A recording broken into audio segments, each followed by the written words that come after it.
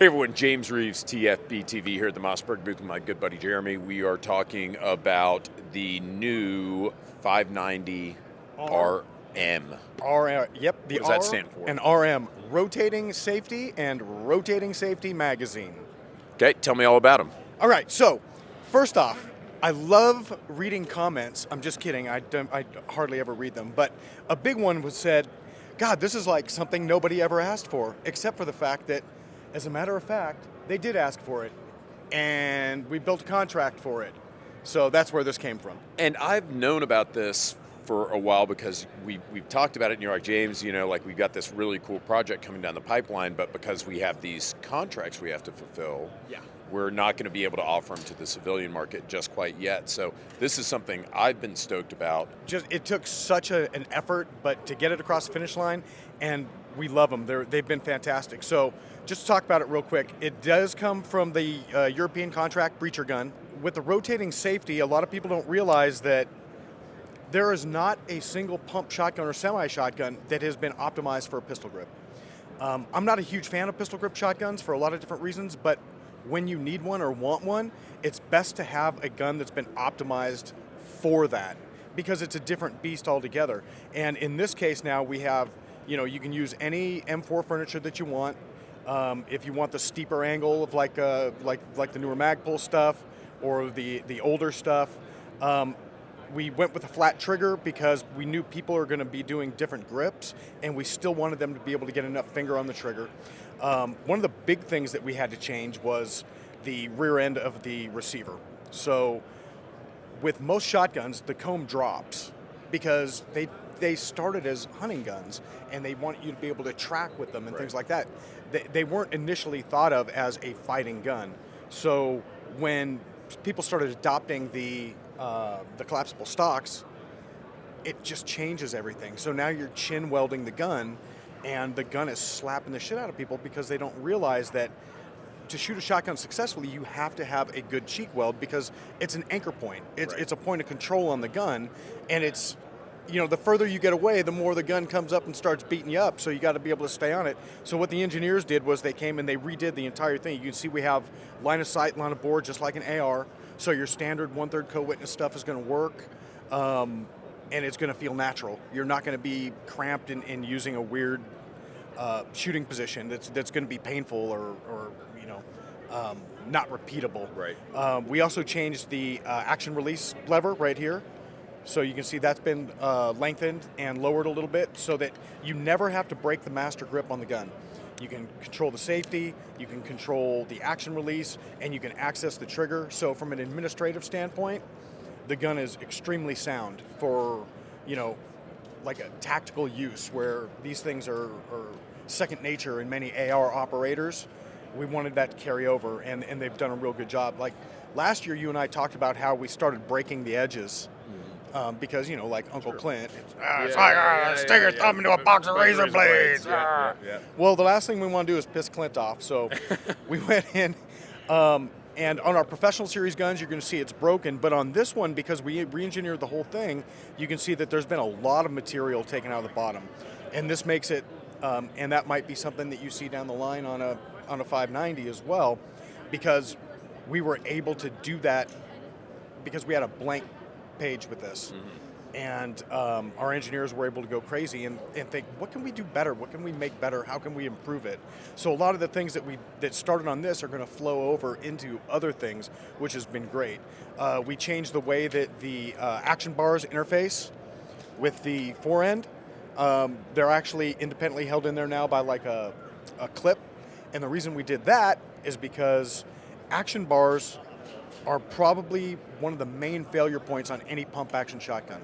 And you'll break one and the gun will still run, but it'll start to hang up, and now you have a lot of torque and a lot of tension on one action bar. So twin action bars are a big part of it, but now if one breaks, you literally just pull the clip out, replace that action bar, put the clip back in, and you're back in business. You torque my action bars, Jeremy. A little bit, just from time to time.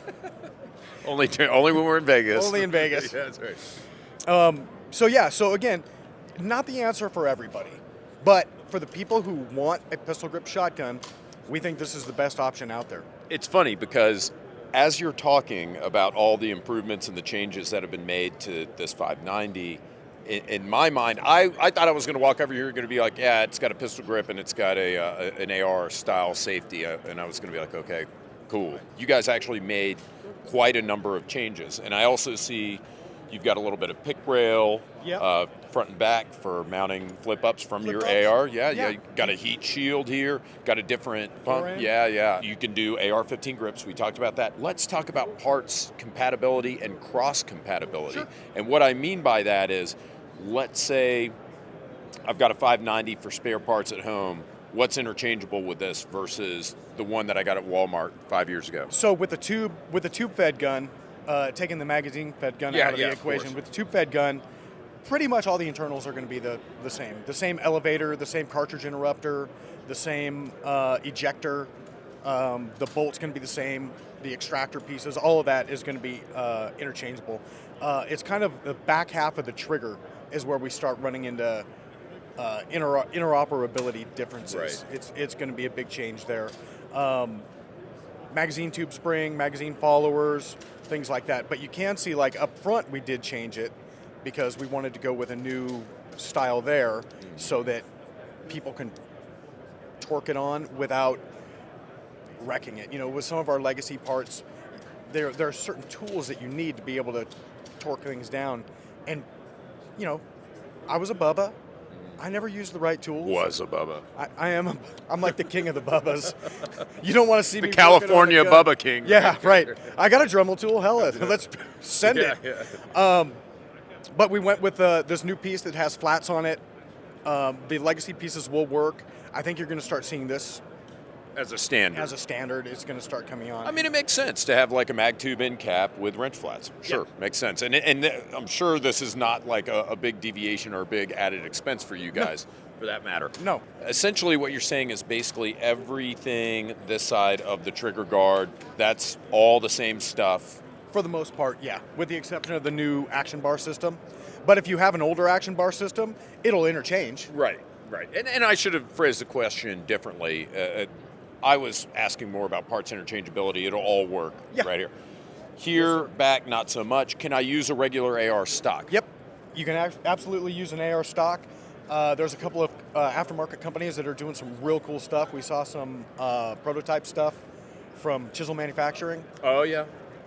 Super nice. Like, yeah, they make cool shit. Super nice.